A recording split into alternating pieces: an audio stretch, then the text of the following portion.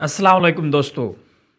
आज हम बात करेंगे कि इमरान खान को आज भी जो लोग एंटी एस्टेब्लिशमेंट समझते हैं, ये उनके मुंह के ऊपर तमाचा है। मेरा जो टारगेट है आज के वीडियो में, वो है पश्तून और बलोच, खुसूसन और कबायली इलाके वाले। क्या आप ये समझते हैं कि जैसे कि एक माहौल दिया जाता है फितना इमरानी के लिए, जेल के अंदर, मीडिया के अंदर, इवन दैट कि वो रियासत के गद्दारी के मुर्तकिब हो चुके हैं। उन्होंने जो मिलिट्री हेडक्वार्टर होता है, GHQ जनरल हेडक्वार्टर, उसके ऊपर हमला किया। कोर कमांडर के घर को नजर आतिश किया।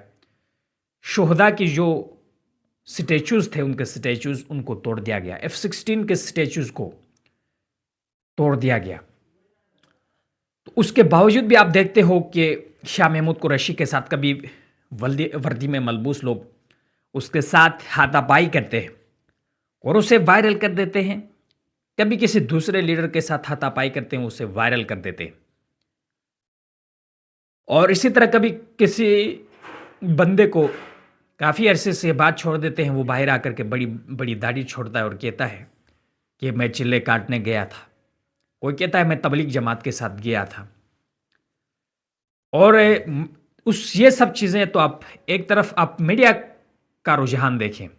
ये मीडिया, पाकिस्तानी मीडिया, ख़त्म नबूवत पर एक बात नहीं कर सकता।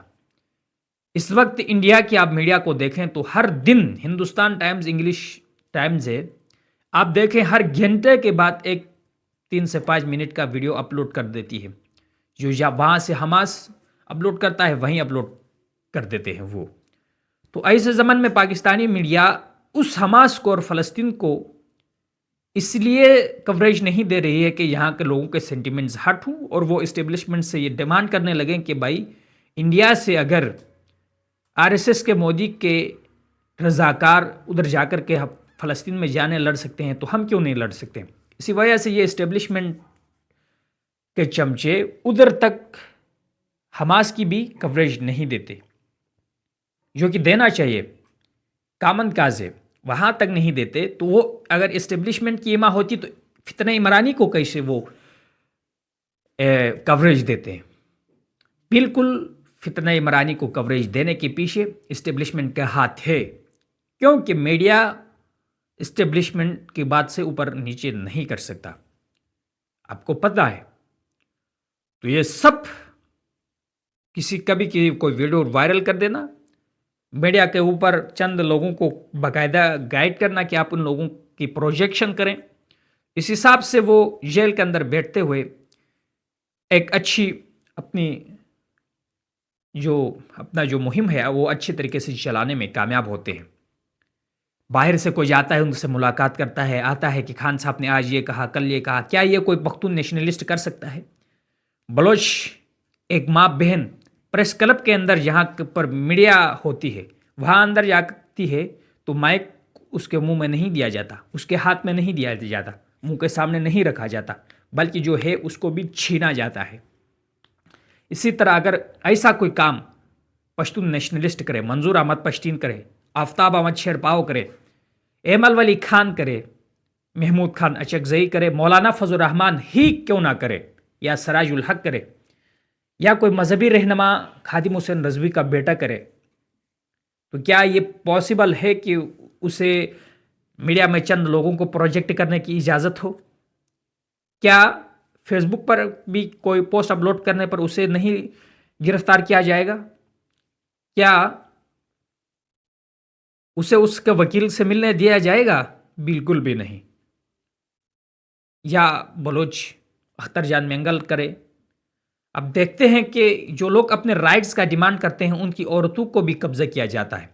लेकिन जहां पूरे देश की सालमियत को नुकसान पहुंचाया जाता है, उसको सलब करने की कोशिश की जाती है। उन लोगों के आए दिन वर्दी में मलबूस लोग अब हाथापाई करवाते हैं, उसको गरीब, लाचार, मजबूर शो करा देते हैं और वो रो रहा होता है, आवाम से अपील कर रहा होता है और आवाम का नरम गोशा इस तरह से वो हासिल करते हैं। ये कुछ भी नहीं है, ये वही सीन है जैसे कि पाकिस्तानी कौम फिल्में देख कर के तो रोती है, ڈرامے دیکھ کر کے تو روتی ہے، لیکن فیکٹس اور فگرز کو آنکھوں کے سامنے دیکھ کر آنکھیں بند کر لیتی ہے، کہتی ہے کہ یہ کوئی ڈرامہ ہے۔ بالکل یہی ہی ہو رہا ہے۔ فتنہ عمرانی کو پروجیکٹ کرنے والا بندہ بہت شرما گیا ہے، جس نے 2018 میں اس کو پروجیکٹ کیا تھا، اور مولانا نے 2018 سے کہا تھا کہ اس کی پروجیکشن کے خلاف ہماری جدوجہد ہے، کیوں؟ تو اب وہ بہت شرما گیا تھا، اکانومی اس سے کنٹرول نہیں ہو رہی تھی، دوسری چیزیں اس سے کنٹرول نہیں ہو رہی تھی۔ جب ایسے زمن میں انہوں نے دیکھا کہ ہماری تو بے عزتی ہو رہی ہے، تو مولانا نے کہا کہ ہم سمجھتے تھے کہ ہم اس کو کس کے ذریعے سے، تحریک کے ذریعے سے نکالیں، تو وہیں لوگ ہی حائل ہو گئے، گھس گئے اندر۔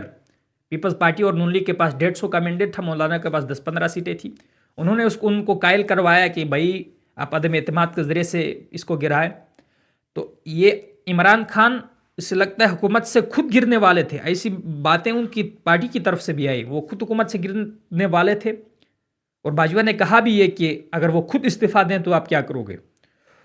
تو اس کو حکومت سے گرانا اور پھر اس کے لیے یہ موقع سازگار کرنا، یہ سب اسٹیبلشمنٹ کی چال تھی، اور بیوقوف عوام کو بدھو بنایا گیا ہے۔